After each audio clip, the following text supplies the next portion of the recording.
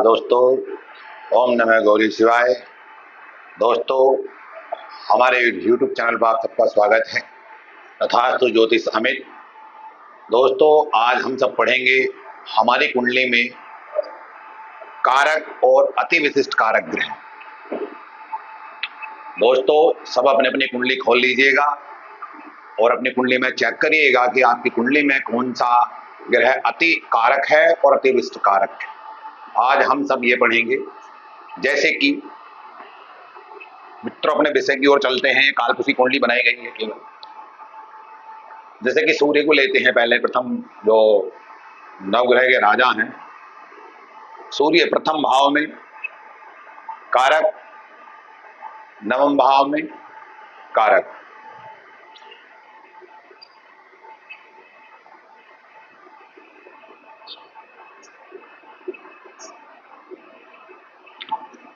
सूर्य जो है मित्रों, और यहां हुआ करते हैं दसम भाव में हुआ करते हैं दिग्बली। सूर्य के ये तीन घर हैं। अगर आप किसी की कुंडली में इस तरह का योग हो, जैसे कि सूर्य प्रथम भाव में हो, दसम भाव में हो या नवम भाव में हो, जैसे कि प्रथम भाव और नवम भाव, तो यहाँ तो ये कारक हो, यहाँ पे दिग्बली हो गया। ठीक है मित्रों, अब अगला टॉपिक लेते हैं चंद्रमा का। बताऊंगा मैं आपको सब इसके बारे में आगे चल करके क्या क्या फल देंगे। यहाँ पे चंद्रमा,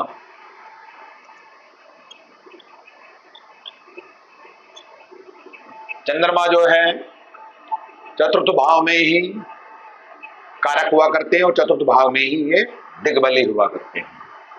ठीक है मित्रों, मंगल, मंगल जो मित्रों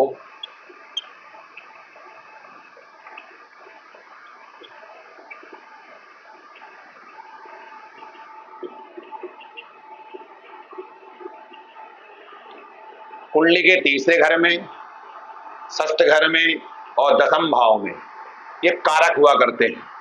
मतलब मंगल पराक्रम के कारक हैं, तो ये पराक्रम का घर है। ये शत्रु का घर है, तो यहाँ पे कारक हुए हैं। और ये जो है सम्मान का घर हुआ करता, ऊंचाई होगा, तो यहाँ पे ये कारक ही मान जाता है। और 10वें घर में ये दिग्बली भी हुआ करते हैं मंगल खासकर।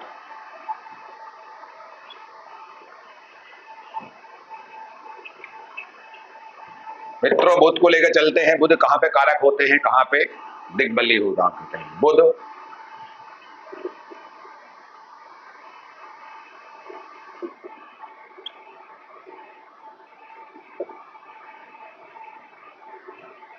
बुध जो है 4th हाउस में, 10th हाउस में कारक, और यहाँ पे हुआ करते हैं दिग्बली पहले भाव में।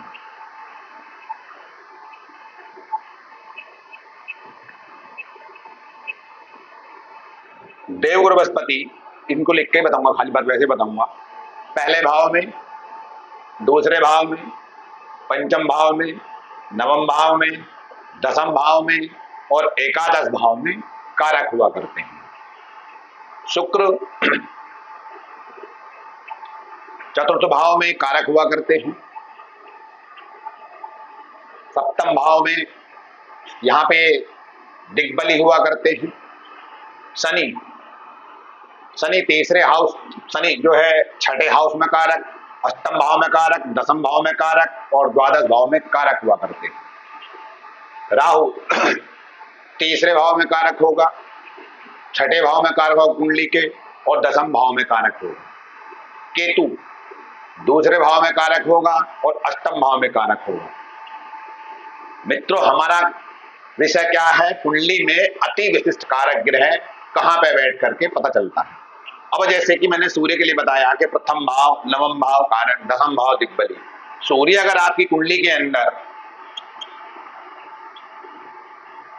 11वें भाव के अंदर है, लाभ भाव में, तो आपके पास ये लिख लीजिएगा, ये 100% सत्य है कि आपके पास जीवन में कभी भी जो धन की कोई कमी नहीं रहेगी। धन आपके पास कहीं ना कहीं से व्यवस्था, चाहे आपके पास है या नहीं, लेकिन समय अनुसार आपके पास व्यवस्था प्राकृतिक रूप से, ऑटोमेटिकली रूप से बन जाएगी अगर सूर्य आपका एकादश भाव में है कुंडली के। लगन कुंडली चाहे किसी भी लगन की हो, XYZ, फर्स्ट अंक से लेकर के 12th अंक तक।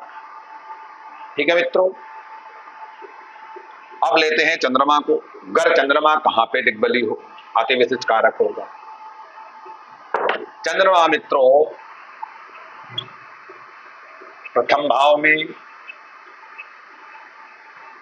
और सप्तम भाव में।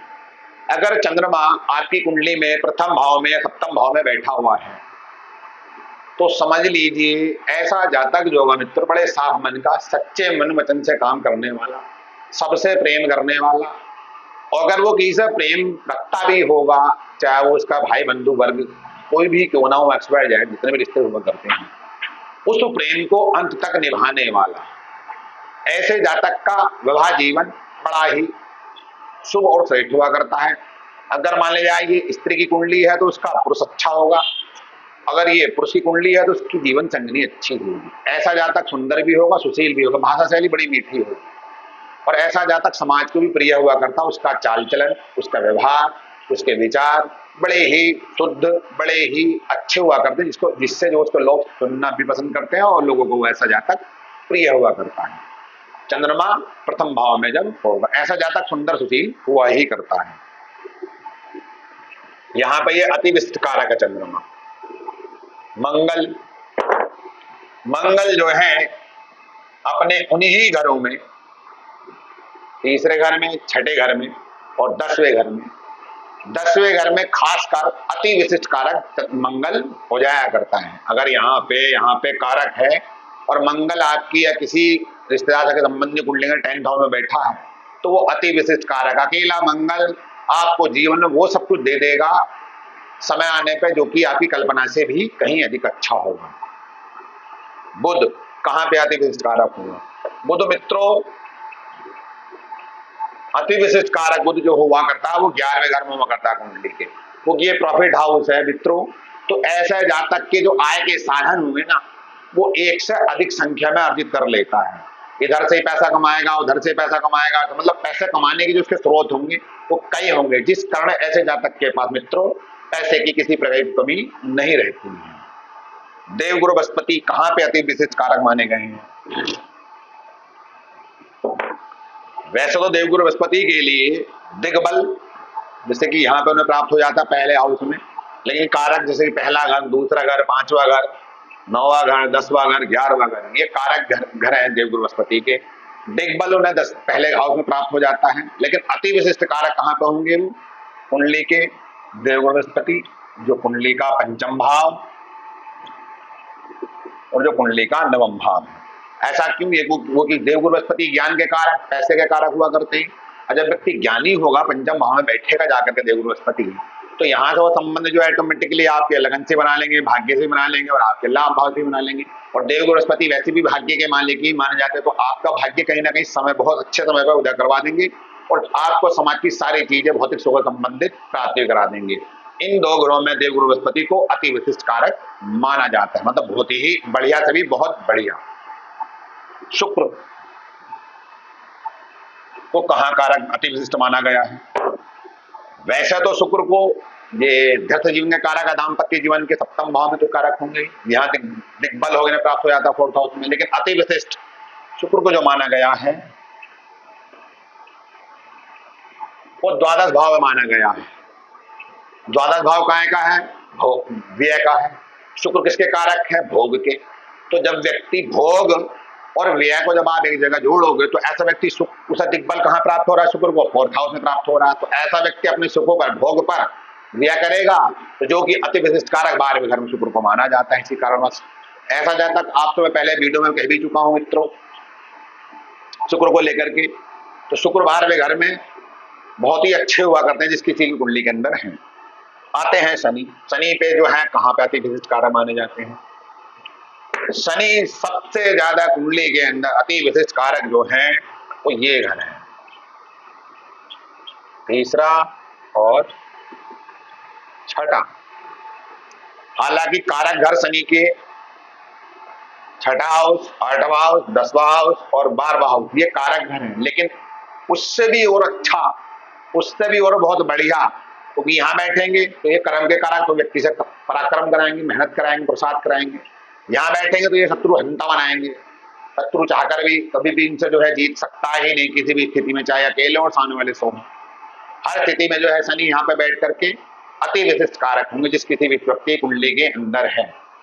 शनि को लेकर के यहाँ बैठने से या यहाँ बैठने से कोई मन के अंदर किसी का डर हो या भय हो या किसी ने डरा दिया हो पंडित ने या किसी जो है व्यक्ति ने, तो उसको डर को मित्रों दोस्तों निकाल दीजिएगा। अब राहु कहाँ पे अति विशिष्ट कारक माने गए हैं? राहु जो है जहां पे वो कारक हुआ करते हैं वहां पे ही अति विशिष्ट कारक माने गए हैं।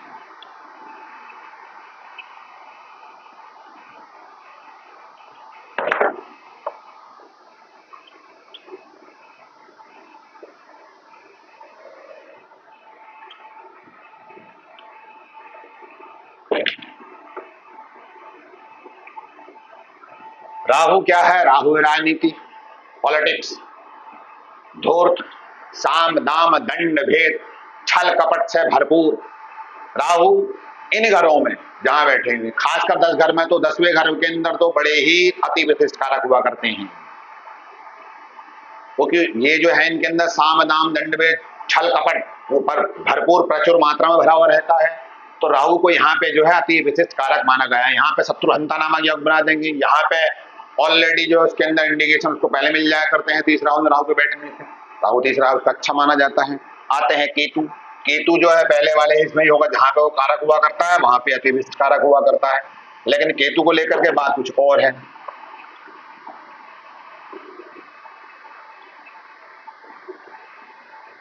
केतु अगर दूसरे और अष्टम भाव बैठेंगे, केतु क्या है? केतु छुपा हुआ ग्रह है। इसके जो फल हैं छुपे हुए रहते हैं, एकाएक धीरे धीरे बाहर निकलते हैं। ये तंत्र विद्याओं से और मोह से जो है भंग करता है मोह को।